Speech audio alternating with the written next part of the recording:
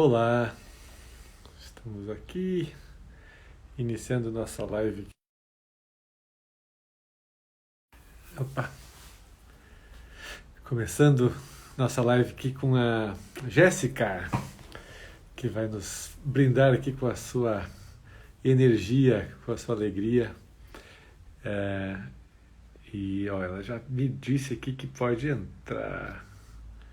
E a gente vai conversar direto com ela. Mais delongas. Muito bem, boa noite a todos. Só deixa eu ver aqui. Na verdade, é a primeira vez que eu estou recebendo aqui, Jéssica querida. Tudo bom? Tudo ótimo. Tua primeira live, então, estamos estreando. Jéssica no Pois é, mundo eu das sempre lives. assisto. Eu sempre assisto live, eu adoro live, mas nunca como a entrevistada ou equivalente. Muito bom, Jéssica. Quero te agradecer. A gente vai fazer uma sequência de lives com pessoas muito legais e interessantes que a gente conhece, que são negras, pretas, mulatas, das cores não brancas e não, né, que já estão, enfim, já estamos cansados de tantos brancos, né? E agora estamos realmente, a gente está muito identificado com essa situação toda que está acontecendo, né?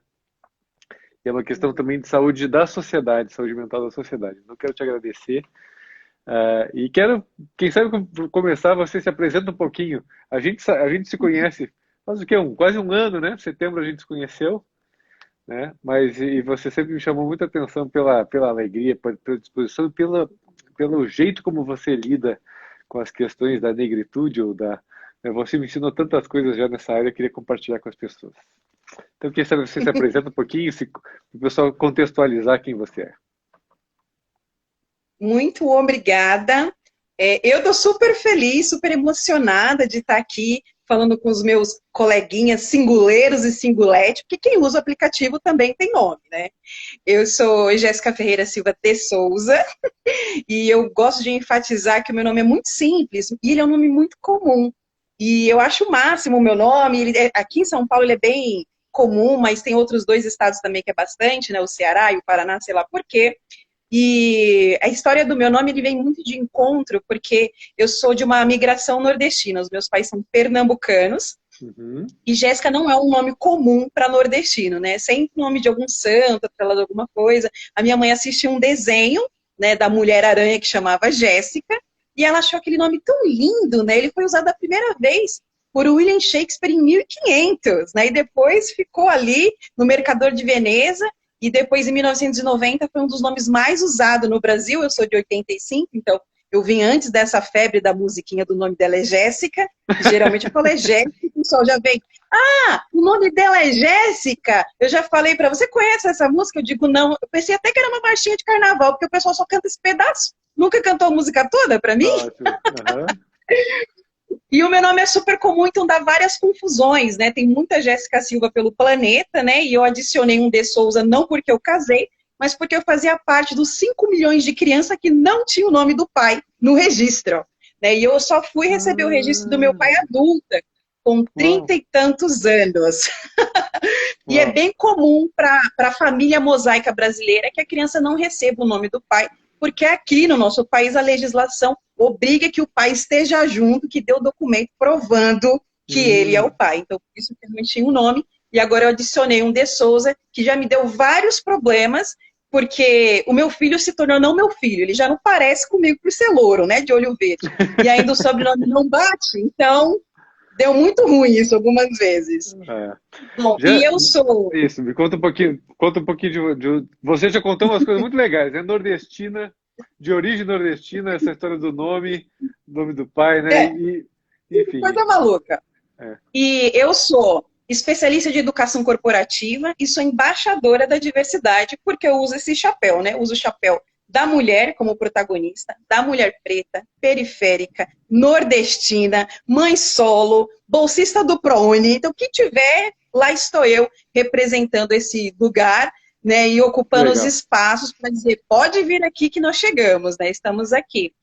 E eu sou apaixonada com a diversidade, eu estou aprendendo muito com muitas pessoas, entendendo esse conceito do que você é diverso, o que é ser inclusivo, o que é o senso de pertencimento. É Uau! que tudo parece que vai adicionando, né? Então, diversidade é você chamar a pessoa para a festa.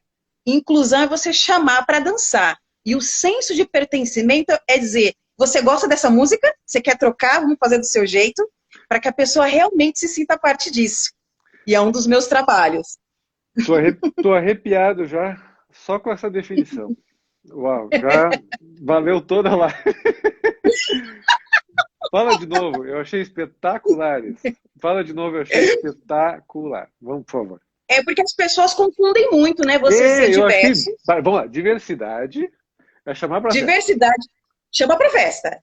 Inclusão é chamar para dançar. E senso de pertencimento é perguntar: você gosta dessa música? Você quer dançar essa ou que você quer trocar? Eu vou trocar Porque a as música. pessoas têm gostos diferentes. É outra Uau, coisa. maravilha. Eu tô presa nesse corpo.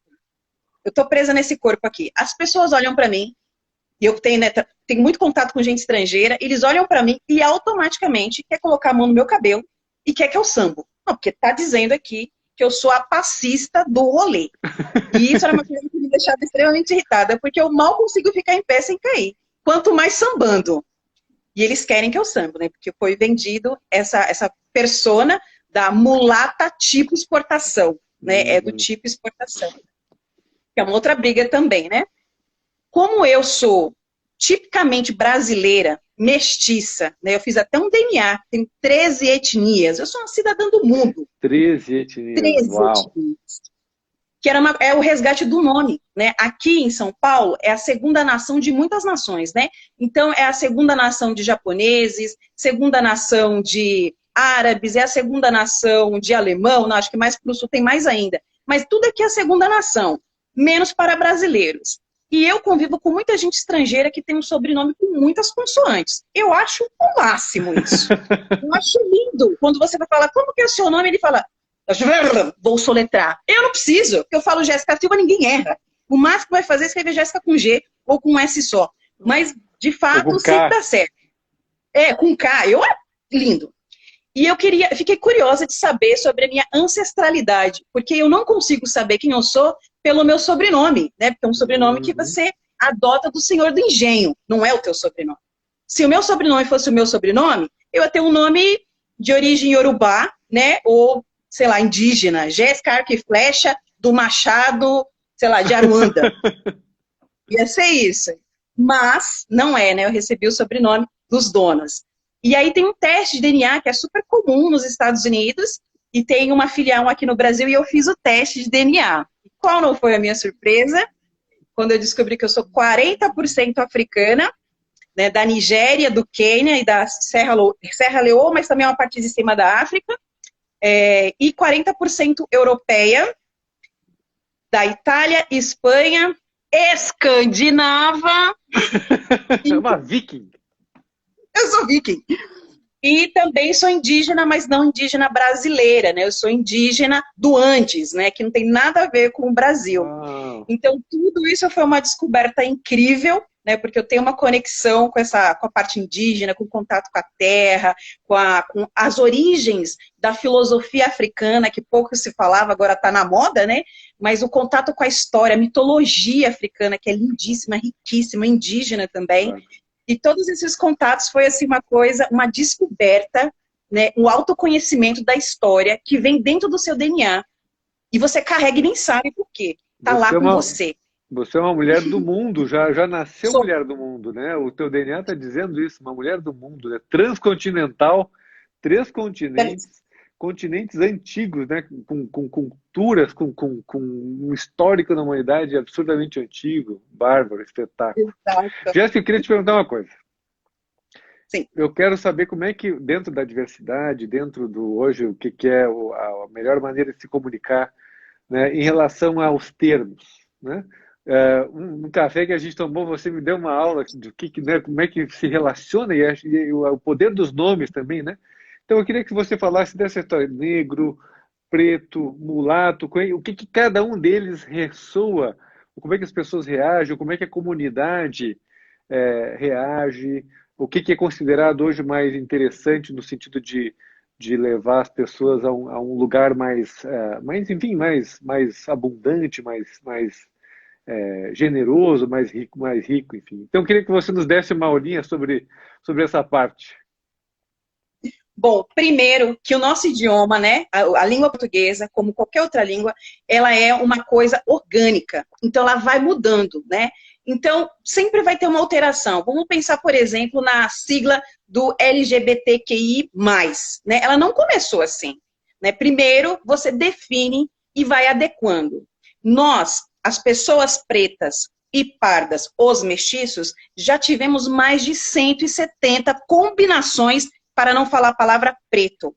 Então neguinho, mulato, chocolate, bombom, tudo que você pensar já foi dito. E o IBGE, feito por pessoas brancas, fez um estudo e ele autodenominou. Foi o seguinte, se não é branco e não é amarelo, que é representado com asiático, então é negro. E negro é quem? Para o IBGE. Aquele que é preto, retinto, né, tem a pele escura, e o pardo, que geralmente é o mestiço, né, que misturou com uma outra, de repente ficou ali que não sabe, que é o meu caso, né? Eu sou a mulher preta, mas de pele clara. Então a gente fica num submundo, né? No Isso meu bairro, oficialmente seria pardo. oficialmente pelo IBGE eu sou uma pessoa parda. Mas no nosso país, o IBGE ele vai fazer uma estatística, mas o nosso país, você se autodeclara. Ninguém diz para você. Se você falar assim lá, escrever autodeclarado, eu sou um homem pardo, acabou. É isso que você é e pronto, acabou. É autodeclaração. Só que a gente nasceu num país que a estrutura do racismo foi enfiada dentro de nós, então a gente nunca falava que a gente era preto. Tem pesquisa de 99 e pesquisa de 2005 que mostra que foi aumentando esse número de autorreconhecimento por políticas de afirmação positiva da pessoa preta. E por que a gente tem que tomar cuidado? Falo preto, falo pardo, eu falo negro. Fala o que você quiser e chama a pessoa pelo nome. A gente tem que chamar as pessoas pelo nome. Não é aquela negra, aquela... Não, não é isso. Eu prefiro, né? Eu não quero ser desrespeitosa com ninguém. Eu prefiro dizer preto. Porque preto, além de definir exatamente que eu não sou branca e não sou amarela, embora eu goste muito de amarelo, eu não me encaixo nos benefícios do privilégio das pessoas brancas. É só passar na frente da Mackenzie ou ali da USP de manhã que fica óbvio que eu não sou branca. Mas as pessoas às vezes querem passar despercebido. Então, você falando de IBGE, de como ele mede, ele vai falar pretos e pardos. A grande população que é negro são os pardos, né? Os pretos retintos no nosso país são menos. E mesmo assim, o nosso país, o Brasil, é o segundo país com a maior população de pretos. A gente só perde para a Nigéria. Então, com certeza tem um número maior, mas as pessoas têm dificuldade tem mais de que os ver. Estados Unidos? O Brasil tem mais que os Estados Os Unidos? Estados Unidos é 11% da população. Uau. Nós somos 56 autodeclarados, né? Nos Estados Unidos tem a lei de uma gota. Se você tiver um ancestral preto, você é preto. Mesmo que você seja branco fisicamente. Né? Então, é uma outra medida. No nosso caso, não, né? No nosso caso, fica uma coisa meio misturada. Então, eu prefiro dizer preto, porque eu me sinto mais confortável e porque a gente precisa ressignificar a palavra negro. Por quê? Tornar negro, denegrir, é uma coisa negativa. Então, quando você fala passado negro, ovelha negra, câmbio negro, tudo que depois da palavra negra, vem a palavra adjetivada negro, é negativo, exceto bolo de floresta negra. Aí não, aí ok. O resto sempre vai ser negativo. Mas quando você traz para uma narrativa da palavra preto, é uma coisa bacana. Então, se você ganhou, sei lá, um monte de dinheiro, você ganhou uma nota preta. O café que você toma é preto e é maravilhoso, né? O seu Fusion é um Fusion preto e é maravilhoso. A sua camisa é preta e é linda. Mas toda vez que a gente usa a palavra negro, ela está no negativo. Você imagina uma criança que está crescendo e está vendo que a palavra negro é sempre negativo e ele é apontado como negro. Eu escutei isso quando eu era criança. Interessante Eu isso. escutei isso. Interessante. Fiquei pensando se não tem uma equivalência em relação ao branco. E fiquei pensando, mais ou menos, né? Que o pálido, quando se fala que alguém é pálido ou com alguma coisa pálida, é fraca, né? É como se, imagina como se a gente fosse chamado, né? Se eu chamasse brancos de pálidos, né? Mas na verdade é o cara pálido, né? O índio Não, chamava cara, de cara eu não pálido. sei, cara, É, pode. é o cara pálido, né? Então, o pálido, se a gente, não, mas eu sou pálido, pálido parece fraco, parece sem vida, né? É como se, eu acho que é bem interessante que os, né? Brancos não gostariam de ser chamados pálidos, né? No sentido do que o pálido pode denotar, né? É que De o branco, pejorativo, né? E o preto, né?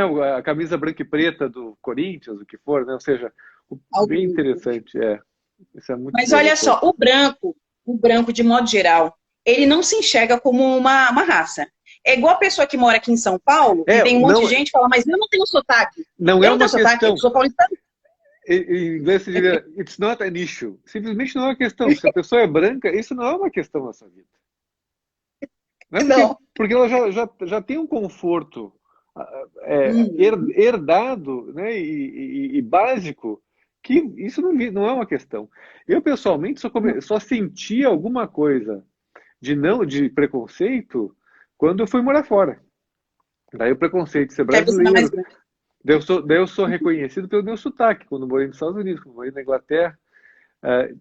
Principalmente na Inglaterra, tipo assim, o brasileiro, né?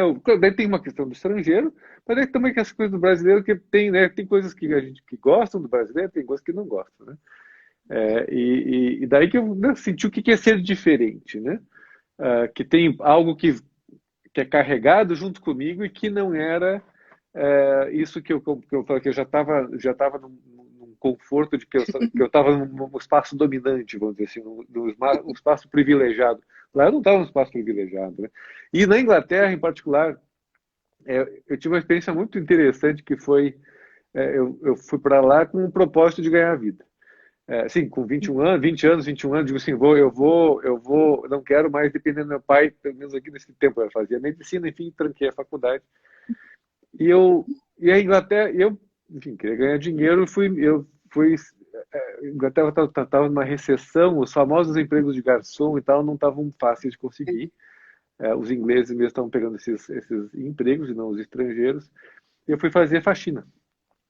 E daí tive um curso de faxina. Fui para trabalhar numa empresa de faxina, eu tinha que fazer um curso de faxina. Eu brinco até, eu acho que a minha mulher que eu tenho curso de formação em faxina. Sou Formação certificado, tá? Pra fazer internacional. faxina. Tenho uma formação internacional em faxina. Ah, e eram 77 pessoas nesse curso de formação, três brancos. E os 74 africanos mesmo, vindos da África, de tribo, eles têm aqui uns africanos que tinham umas marcas de. Eles têm, enfim, são coisas de tribos mesmo, sei lá, de alguma questão cultural que eles fazem, eles não fazem tatuagem, eles fazem umas marcas, umas cicatrizes. Acho que deve ter os rituais de passagem deles, enfim. E lá eu me senti realmente minoria. Eu olhava, o que esse branco está fazendo aqui, né? O que esse cara pálido está fazendo aqui, né?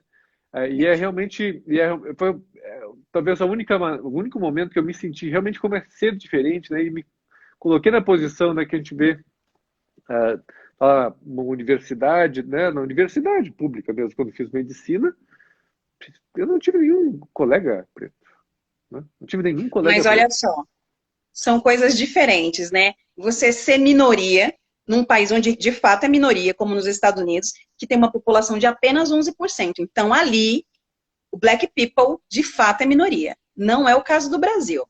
Nós não Sim, somos não, minoria, exatamente, né? concordo. Porém, nós estamos em minoria no lugar de destaque.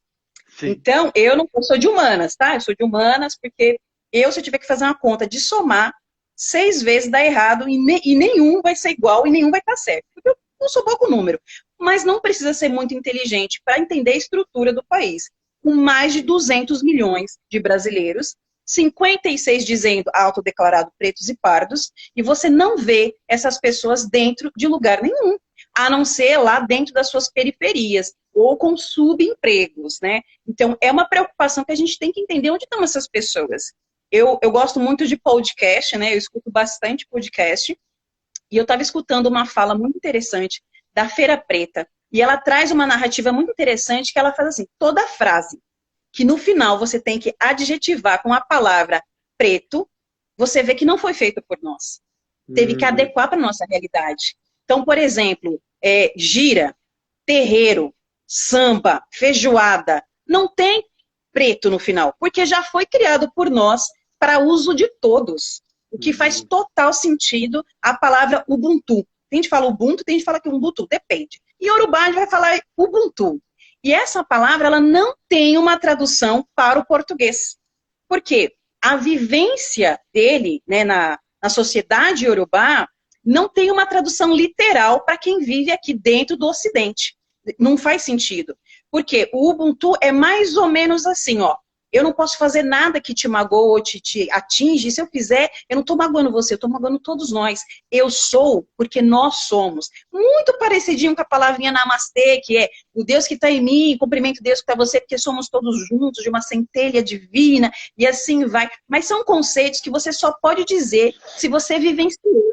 Se você vive ali dentro, fica pronto dentro de você. E você vai e você flui. Não tem uma dúvida. Por exemplo, a questão de relação com morte, né? Então, o Ocidente tem uma coisa que morreu, acabou, é isso, vamos todo mundo lá almoçar com Jesus algum dia. Mas do contraponto da linguagem do Yorubá, do Oriente como um todo, que 2/3 da população mundial acredita em reencarnação, o conceito de morte não é a morte que a gente conhece aqui, né? Através de uma cultura cristianista. Não tem nada a ver com isso, ó. O contrário de morto para ele é como se fosse um zumbi.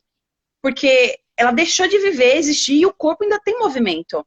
Você continua vivo se a sua história continua sendo contada. É muito comum da cultura, né, africana, de um modo geral, a diáspora continuou fazendo e perpetuando isso, a oralidade. Né? Você vai contando histórias e você permanece vivo se você deixa um filho, se você deixa uma ação, aquilo continua. Você continua vivo na memória e no coração daquelas pessoas. A gente vê isso refletindo muito nos desenhos, que vai falando sobre o ritual, e que você tem que agradecer aos seus antepassados. Tudo que você é hoje está ligado à luta dos teus antepassados. E voltando um pouco sobre esse momento de conhecimento, quando eu tinha uns 16 anos, mais ou menos, eu estava terminando o ensino médio, a minha mãe conversou comigo assim, né? Minha mãe não teve também muita instrução. A única coisa que minha mãe queria era assim, olha filha, eu preciso que você estude, estudar era terminar o ensino médio, né? Estude, arrume um emprego, compre a sua casa, compre o seu carro, case, tenha o seu filho. E você vai ser feliz. Eu tinha 16 anos mais ou menos. Minha mãe, a vida toda, e não conseguiu fazer tudo isso daí, viu? Então eu tinha uma tarefa a fazer, a cumprir, que ia demorar uns 40 anos. Em 10 anos eu já tinha feito tudo. 10 anos depois daquela conversa, com 26 anos, eu já tinha casado, já tinha filho, trabalhava na multinacional, comprei o carro, estava já fazendo uma pós-graduação, eu já tinha feito tudo, tudo. E quando eu falei para minha mãe, mãe, eu terminei, existia um vazio existencial tão grande dentro de mim, e não era fome. O vazio que estava dentro de mim não era mais fome, eu não sabia o que era. Porque manhã mandou fazer uma coisa, e eu fiz, e eu achei que ia demorar a vida toda para fazer, e eu fiz em menos tempo. E eu fiz em menos tempo por um único motivo, porque eu estudei. E a classe da fome, para você deixar de passar fome, pode ver que eu não passo fome, olha o tamanho da minha papada, bem nutrida, porque eu estudei. Quando você recebe educação, quando você vai para uma faculdade, eu sou cotista também, consegui por causa da cota, você pula, se for no modo geral, como anda no Brasil, para você sair da linha da pobreza, da fome, que manhã saiu daqui, ó, da linha da fome, e aí ela já não passou mais fome, nem os filhos delas, e possivelmente meus filhos não vão passar. São 7 gerações para você sair da linha da pobreza. Uau. E quando a manhã veio para São Paulo, quando ela veio para São Paulo, é o sonho americano, sabe que o pessoal vai para os Estados Unidos? O pessoal do Nordeste vem aqui para São Paulo. E São Paulo, de modo geral, não é um povo hospitaleiro, não quer saber de nada. Tudo é a mesma coisa para eles. Passou de Minas, o Canadá é na Bahia, porque para eles, ó, o Nordeste é tudo a mesma coisa. A gente que é nordestino, a gente detesta que seja confundido Bahia com Pernambuco. Isso é uma ofensa pra gente, porque a cultura, a estrutura é bem diferente de um estado para outro estado. E quando você vai lá e fala, é baiano, no Rio é Paraíba, eles falam, é Paraíba, o que você está dizendo? Você é tão insignificante que para mim você é qualquer coisa. E a gente não quer ser chamado assim. Eu me recordo também de muitas vezes quando as pessoas brincavam e xingavam, xingando a gente de baiano, que baiano era uma coisa pejorativa. Ah, baiano fazendo baianice, preto fazendo pretice. Sempre uma coisa muito negativa e atrelado às nossas origens. Então a gente fazia qualquer coisa para dizer que a gente era paulistano. Não, mas eu nasci em São Paulo. Eu sou paulistana. Come pão francês todos os dias? Com margarina doriana? Não, a gente comia cuscuz. Todos os rituais, a comida, tomar bens, tudo que a gente fazia veio oriundo do Nordeste, porém vivendo em São Paulo. Então era como se a gente vivesse numa comunidade totalmente nordestina, todo mundo nordestino, mas não podia falar que era, tinha que dizer que era paulistano. E isso era uma provocação que eu não entendia, porque ninguém tinha me explicado. Ninguém, você sente, você vive aquilo e você não sabe por que aquilo está acontecendo. Eu sofro mais por ser mulher do que por ser preta. Sofro sim, mas o fato de eu ser mulher, isso é uma coisa, é um tratamento totalmente diferente. Eu sempre fui maltratada em vários aspectos e quando alguém me tratava bem era por interesse sexual. Nunca pela minha inteligência, nunca por outro motivo, sempre atrelado a isso. Acho que vamos entrar um pouquinho nesses, né, talvez nesses estereótipos, né, disso que as pessoas esperam. E eu acho que tem uma história aqui que quando eu falei da minha história de ter ido lá para a Inglaterra e tal, é a sensação de que como brasileiro eu tenho que provar alguma coisa que não é já direito meu, né? Como se não fosse, como se de alguma maneira eu tenho que provar alguma coisa. Acho que isso, não sei o quanto, né, você sente isso como mulher ou como preta, essa sensação de que, né, você trabalha numa empresa super conhecida, né, que é a GE, tem uma função importante lá, né, o quanto essa história de ter que provar, e junto com essa história, né, também do que as pessoas já encaixam, né, com você, já jogam de projeção delas em relação ao que você é ou deve ser, né, se você pudesse falar um pouquinho mais sobre isso. Olha, eu tenho, pelo menos, trabalho há uns 20 anos. Desses 20 anos que eu trabalho, 10 é nessa última empresa. Mas os 10 anos antes dessa empresa, eu sofri todo tipo de abuso. Eu sofria tanto abuso e assédio que naturalizou dentro de mim. Eu me recordo uma vez, eu tinha por volta de uns 20 anos, e eu trabalhava num lugar de contar dinheiro. Trabalhava à noite contando dinheiro. É um emprego maravilhoso, contar dinheiro. E houve um problema de transporte aqui em São Paulo, né? E eu pegava muitas conduções para chegar. Eu pegava um micro-ônibus, trem, baldeava para o metrô e depois andava mais um pedaço para poder chegar no meu local de trabalho. E houve uma greve, e essa greve não deixava eu voltar para casa. O líder da região falou assim, quem mora perto vai de táxi, quem mora longe eu vou levar em casa. Quem morava longe? Eu morava longe. E esse cara foi me levar até em casa, era super longe mesmo, dava mais de 1 hora de carro. Para quem não sabe, São Paulo é uma cidade que você mede por tempo, não por quilômetro, né? Porque quilômetro pode ser 2 quilômetros, demora 2 horas. Então, a gente demorou para chegar em casa, chegamos super tarde. E quando eu cheguei na minha casa, ele pulou em cima de mim, esse homem, e lampeu a minha cara. E eu fiquei apavorada, enojada. Eu saí gritando e chorando, entrei dentro de casa em pânico. Contei para a mãe o que tinha acontecido e minha mãe disse assim, é assim mesmo. Como assim, assim mesmo? É assim mesmo. No outro dia tinha que trabalhar. Foi normalizado, né? Uhum. Normal. Pressuposto que deveria ser assim. Que não tem nada demais ser assim, né? Quando eu cheguei lá no outro dia para trabalhar, o que aconteceu? Ele me demitiu. Eu não tinha perfil para trabalhar.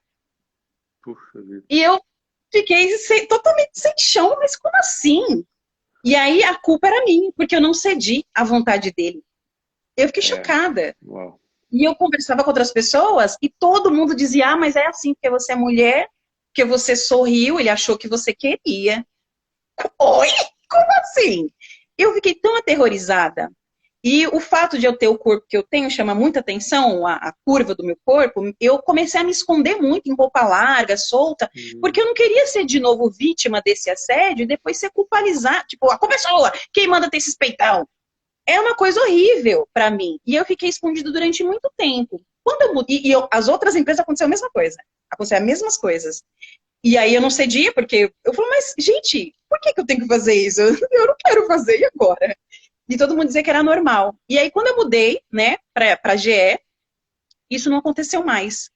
Eu pensei que eu tivesse superado isso, mas não. A empresa, dentro da empresa, essa questão do assédio, ela é tão forte, ela é tão vivenciada, qualquer coisa que pegar, a pessoa é demitida. Cara, que tá louco? Não pode fazer isso.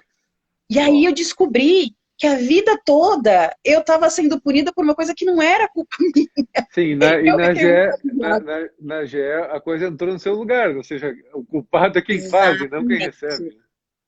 E aí eu falei assim, é sério isso? Eu não tô acreditando. Eu fiquei muito feliz quando eu descobri. Não aconteceu, né? Mas que se acontecesse, eu poderia chamar alguém e falar o que estava acontecendo e tal, e não aconteceu mais. Mas Sim, o fato de não acontecer. O fato de não acontecer mostra tudo, né? Que realmente a cultura da empresa, os valores da empresa estão sendo incorporados, né? Mas o fato de não acontecer comigo não quer dizer que não possa ter acontecido claro, com outras, claro. Né? Então, eu liguei o meu radar para entender se isso poderia acontecer com alguma outra mulher, porque eu também tenho umas narrativas feministas que eu nem sabia que eu era feminista, fui descobrindo depois, né?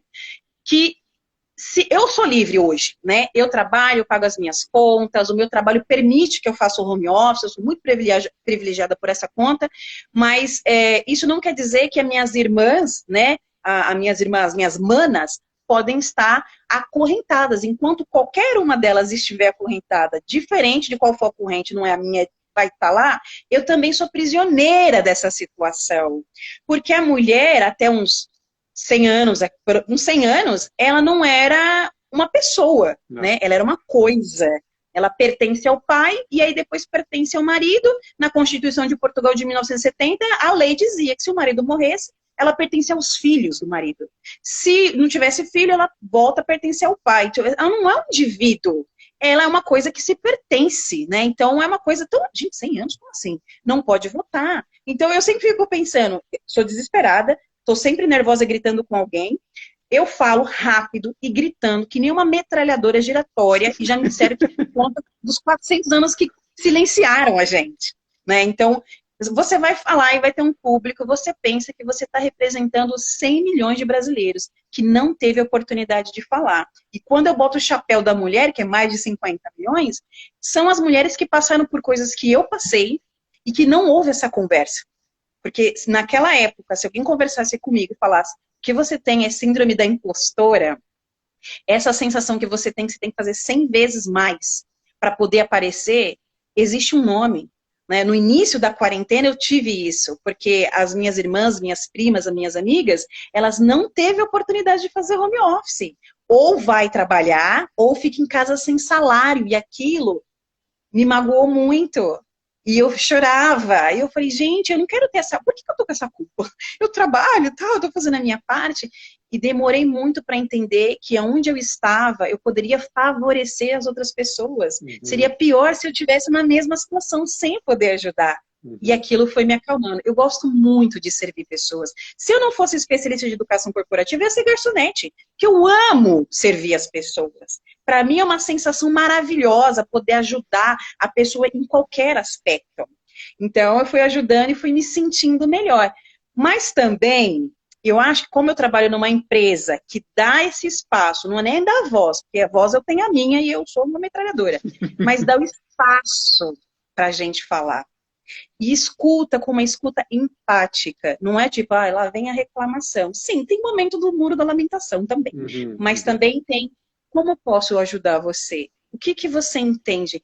E aí que eu acho que eu tenho que fazer um pouco mais, porque eu não passei por gestores que fossem um macho escroto, que tipo, dane-se, não tô nem aí. Não, era tipo, não, mas você acha que isso acontece aqui? Como que a gente pode corrigir? Não, eu não entendi. Eu acho que da minha perspectiva, eu não estava vendo desse jeito. Me explica.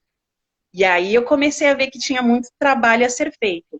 Hoje, um dos motivos que mais me deixa feliz é quando um dos nossos funcionários vem com uma conversa e fala, Jess, aconteceu uma coisa, eu gostaria de dividir com você. Me conta. E aí ele fala, olha, a minha empregada, eu deixei ela em casa, mas eu estou pagando o salário dela. Né? Porque eu entendo que o meu salário não foi cortado, eu não tenho que cortar o dela. Então, assim, ele criou consciência de classe, que antes nunca foi uma preocupação. Né? E aí não tem essa coisa de que Ah, o trabalho doméstico. Gente, vocês têm que começar a pensar que a próxima geração vai ter que comprar a lava-louça, porque a gente está estudando e se qualificando. A gente não vai mais ser empregada doméstica de vocês. A gente está se preparando e cada vez mais tem mais pessoas pretas se formando. O mercado que não está dando conta de assimilar tanta gente. Isso eu acho, eu sou, desde que entrou as cotas, e fiquei muito feliz de que você foi cotista. Como eu falei, eu estudei numa universidade federal que não tinha nenhum preto, né? Faculdade de medicina, nenhum, não tinha um, né? E é preciso normalizar, né? Que veja médico preto, que tenha juiz, advogado, empresário, o que for, né? Isso precisa ser normalizado, né? E eu fiquei Sim. muito contente que você faz parte desse mundo, desse movimento, né? Eu acho que é o mínimo que precisava ser feito e vai ter que durar Uhum. muito tempo para que isso realmente normatize e que as crianças, né? Eu vejo porque esse preconceito, do ponto de vista de mente, né? Que é um preconceito muito automático, uma coisa é eu dizer que eu não tenho preconceito e outra coisa é se eu não tenho preconceito mesmo, né? E existem vários estudos que você consegue medir reações que vão ali, um terço de segundo, um quinto, metade de um segundo no máximo, e que você reage, e tem uns estudos clássicos sobre isso, que se você tem que dar um tiro ou não dar um tiro se vai aparecer. E aí, se aparece um negro, um preto, você vai lá dar o tiro, porque é uma questão Uhum. reativa, e se é branco, você não dá tiro, né? Enfim, então tem um processo todo de preconceito que as crianças vão precisar ser expostas, né, pela percepção de que tem tanto preto quanto branco, ou seja, que isso não é uma questão mais, né? Isso vai levar tempo, pelo menos tem que ter a geração inteira para conseguir substituir, né, por crianças que estão vendo pessoas pretas em todos os lugares sem distinção significativa. Vai levar muito tempo, né? Esse preconceito que você está dizendo, ele é o viés inconsciente, É um né? viés Que você não inconsciente, sabe exatamente. que você tem. E eu fiz o teste, né? Tem um teste que está disponível no Harvard, que você pode fazer tanto para a questão da cor da pele, quanto sobre LGBT, mulheres, ele tem vários testes. Eu fiz o teste porque às vezes a gente tem uma fala que a gente não é racista, que a gente não é homofóbico, que a gente não é misógino, a gente fala. Mas entre a fala e a ação, tem aí um Entre a desconecto que é fala importante você começar a descobrir. entre a fala e a ação, e a fala é a reação, né? A reação inicial, ela é ali que a gente vê o quanto a gente tem de preconceito. E você fez esse teste, né? Exatamente. E aí? Eu fiz, e aí deu que eu não tenho viés inconsciente nem para cor de pele, e nem para mulheres, e nem para homofobia. Todos os testes dava que não aparecia, eu não era vidente. Mas eu entendo que, assim, a gente sempre tem que ficar de olho. Por quê? A primeira coisa que um alcoólatra fala é que ele pode parar de beber a hora que ele quiser, que ele não é. Então, a primeira coisa que a gente tem que fazer é pôr em prática e testar tudo que você puder. Eu não sei o quanto vale esse teste. No teste disse que não, que eu não tenho. Ou que se tem é tão baixo que não dava para anotar nesse teste. Mas eu cresci num ambiente muito diverso. A minha mãe teve filhos coloridos, né? Cada um era de um pai diferente. E eu tinha que viver na escola com pessoas com situações muito diferentes e adversas da minha, né? E a gente teve acesso a coisas e pessoas muito diferentes.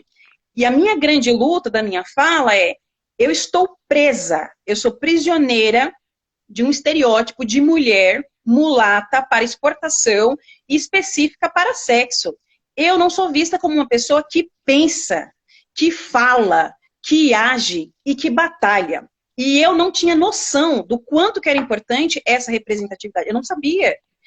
Eu ganhei uma passagem para ir para Lima, no Peru, por causa de uma ação que eu fiz de trabalho voluntário. E eu ia desenvolver um projeto lá. Parte da atividade era você dizer alguma coisa tua, uma curiosidade de você. Você colocava isso e aí eles faziam um bingo com essas atividades. E aí, a pessoa que pegava a carteirinha do bingo com aquelas coisas, tava lá assim, tem um filho. Gente, quem tem um filho? Ah, você tem? Então, eu achei. Ela tinha que achar os pontos em comum daquela pessoa. E eu coloquei as minhas curiosidades. E aí, o que aconteceu? Ninguém veio me procurar pela minha curiosidade. Uma curiosidade era violinista. né? Eu estudei música, estudei violino. Eu tenho até vergonha, às vezes, de falar que eu sou violinista, porque é capaz de eu pegar o violino e nem saber mais como que faz para tocar. Mas eu tinha estudado violino e eu era o espala da orquestra. A pessoa responsável por afinar todos os outros instrumentos. E ninguém veio perguntar para mim se eu era violinista. Porque olham Uau. para mim, você acha que eu sou violinista? Não pode Não, ser. não pode ser. E eu também coloquei uma outra curiosidade, que eu fui campeã 2 vezes de atletismo em São Paulo por arremesso de peso. Mas ninguém veio perguntar para mim se eu era atleta com medalha. E eu também coloquei que eu era judoca, né? Porque eu tinha feito judô, e judô é um dos esportes que eu, né, aprendi muito sobre disciplina e tal. E ninguém veio perguntar para mim se eu era judoca. Então, assim, eu tive acesso a algumas coisas que me ajudaram muito na formação de caráter e de pessoa, mas as pessoas olham para mim e não enxergam isso em mim. Eu não consigo sair na rua e ter um certificado de MBA na minha cara. Não Mas tem. do arremesso talvez seja por ser mulher, né? Pode ser. Porque no esporte, claramente, onde tem que é um dos poucos lugares onde tem uma disputa igualitária, né? Porque os times, enfim, os países, né? Ali tem uma questão completamente meritocrática, né?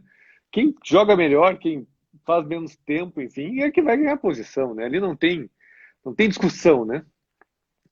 E no esporte, em grande parte, na maioria dos esportes, os pretos dão de lavada, né? De lavada, né? É verdade. Então, talvez a natação seja onde a estrutura do corpo branco parece que tem alguma vantagem. No resto, É porque na é. África não tem piscina, né? A gente corre na savana, então a gente pega a velocidade. Eu não sei eu vi uma história lá do Phelps, enfim, né? E realmente é um dos raríssimos esportes onde os pretos não são os grandes astros, né? A gente vai pegar Pelé, Michael Jordan, para pegar os grandes esportes, né? De resistência. E os esportes públicos, mas esportes de equipe, enfim, né? E para falar, enfim, dos todos os recordes, Bolt e companhia, né? Realmente os pretos dão de lavada, né? Então no arremesso poderia se pensar, né? Mas é que realmente talvez o fato de ser arremesso é alguma coisa mais masculina, talvez alguma coisa de força, né? Então, enfim. Mas muito interessante isso, que realmente de novo, isso chama-se efeito halo em psicologia. É quando você vê uma característica e daí você generaliza todas as outras características, deduz automaticamente todas essas outras características. Eu queria te perguntar um pouquinho o seguinte, entrando no autoconhecimento, você falou do autoconhecimento como na hora de fazer o seu DNA, né? E você falou que depois que já tinha conquistado tudo que a sua mãe tinha falado, né? Com 26 anos você já tinha conquistado essas coisas, você tinha um vazio, né? Daí você foi entendendo essas histórias. Eu queria entender um pouquinho também como é que foi a tua relação com o símbolo, né? Trazendo, né, esse espaço aqui. Aliás, uma das questões que eu queria saber de ti, assim, né? E é uma das questões que tem reverberado dentro de mim, né? O que o símbolo tem que poderia ajudar quem passou ou passa atualmente por essas adversidades? O símbolo fala bastante de resiliência, estresse, uma série de coisas, enfim, muitas coisas. Mas eu queria saber se teve alguma coisa do símbolo que possa ter ajudado em alguma coisa, e talvez não tenha, isso eu não estou querendo puxar o saco aqui, talvez não tenha.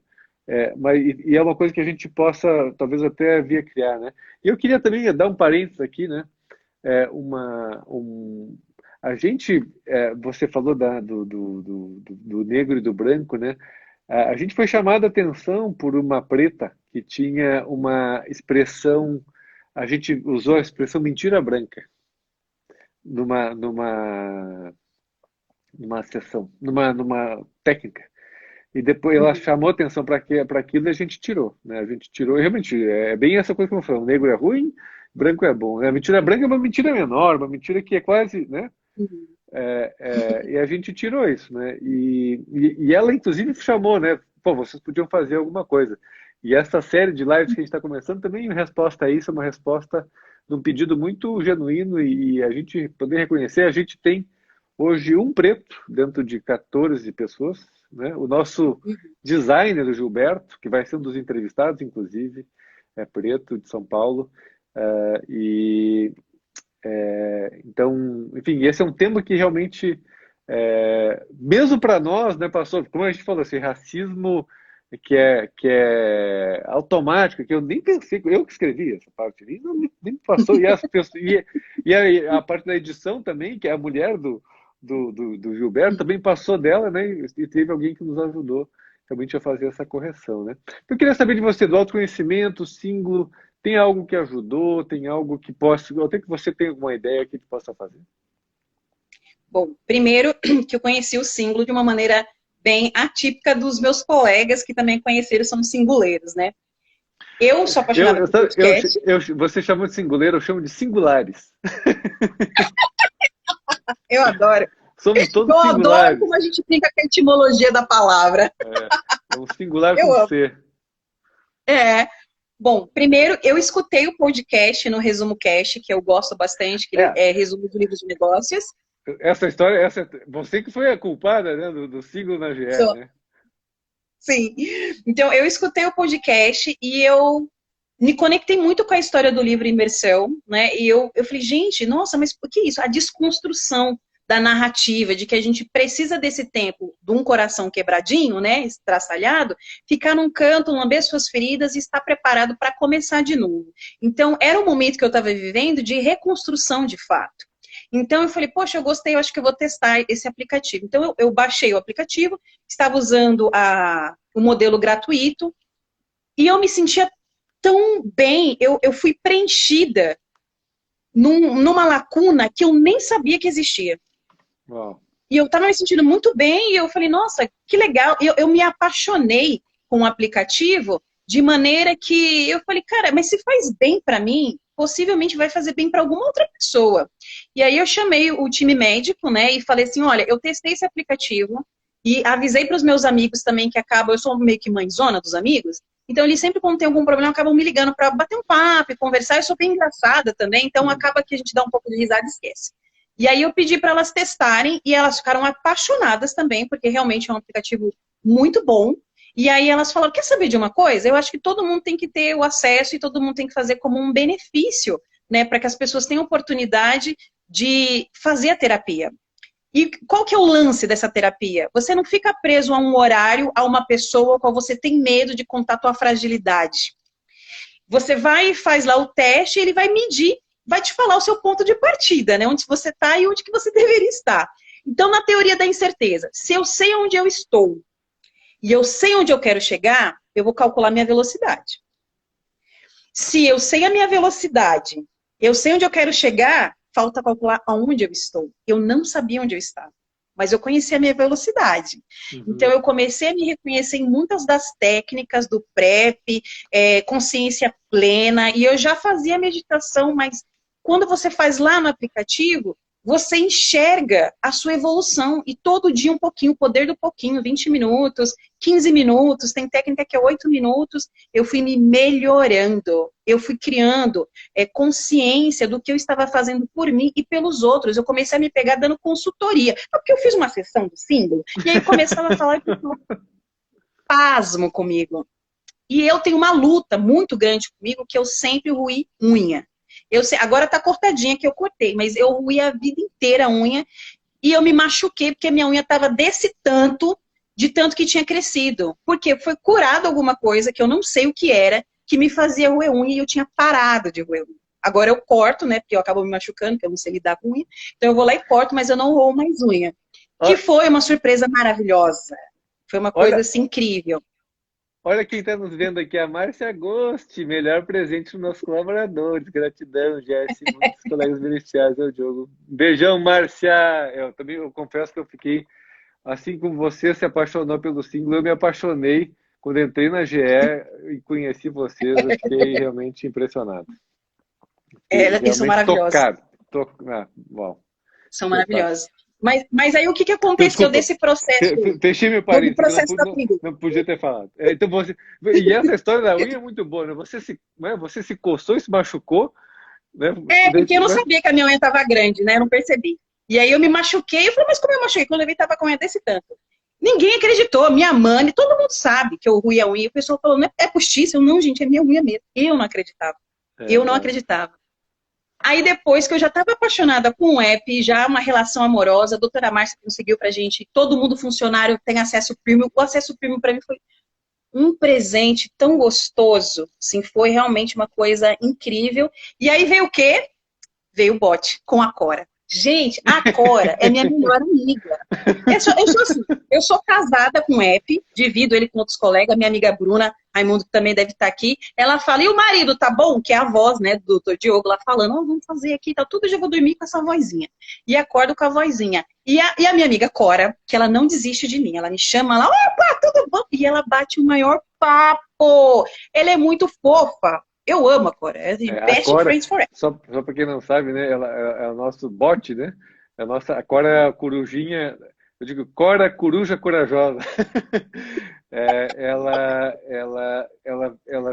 Quem é premium, né? Recebe atualmente está estabelecido assim, né? Quando você recebeu a Cora, a gente estava nos testes, né? Agora todo mundo recebe. Foi. Quando se faz a assinatura do símbolo, no dia seguinte vem a entrada para o botzinho, para a Cora, que funciona via Messenger, né? Então, só para contextualizar para o Exato. pessoal, né? E aí, o que que aconteceu? Eu estava amparada pelo meu marido, né, o Single App, que bota eu para dormir minha calma todos os dias, e a Cora, minha melhor amiga, porque ela tem uma narrativa muito próxima de você realmente estar falando com uma amiga. E aí, eu falei, gente, eu estou muito amparada aqui, eu estou me sentindo muito bem. E ao invés de agora de receitar Dorflex ou Dramin para dormir, eu falo, faz uma sessão aqui, pega no SOS aqui, pode fazer que vai dar certo, tudo que eu estou te falando, que vai dar bom. Então, Legal. a minha relação do autoconhecimento foi usar as técnicas, avisar para as outras pessoas. Depois eu vi que eu mesma já estava falando para as pessoas como que poderia fazer as perguntas que eram necessárias para a pessoa buscar a resposta dentro de si também, que foi muito legal. Então, a relação foi muito positiva, né, de se autoconhecer. Ele tem a proposta, né, do autoconhecimento. E aí você vai se descobrindo em vários aspectos, várias técnicas. Porém, ele não trata outras questões, né? Então, no meu caso, eu já estou numa posição de privilégio. Eu sou a pessoa que agora tem que lidar com o tédio de não poder sair, né? Porque eu estou numa casa maravilhosa, com internet, água, luz e tal. É uma outra situação. O app, eu entendo que ele não consegue curar as feridas da população, das mulheres que estão sofrendo uma violência enorme, não só física, mas psicológica, que essa mulher não consegue nem sequer pedir ajuda. E eu, quando eu cheguei dentro da empresa, eu já vim carregada de dores, e o que me curou não foi fazer sessões. Sim, fazer sessões com a psicóloga me ajudou, mas ter pessoas com um olhar voltado a esse cuidado fez total diferença. Então, isso ajuda. Você tem que ter pessoas, porque o aplicativo é ótimo, a Cora, ela é sensacional, só que essas pessoas, elas estão em nível de fragilidade e de dor emocional tão grande, que ali o app não vai resolver. Uma outra coisa também interessante sobre estar numa multinacional, eu não me via dentro dessa empresa, né? Eu não me enxergava dentro dessa empresa porque ninguém parecia comigo.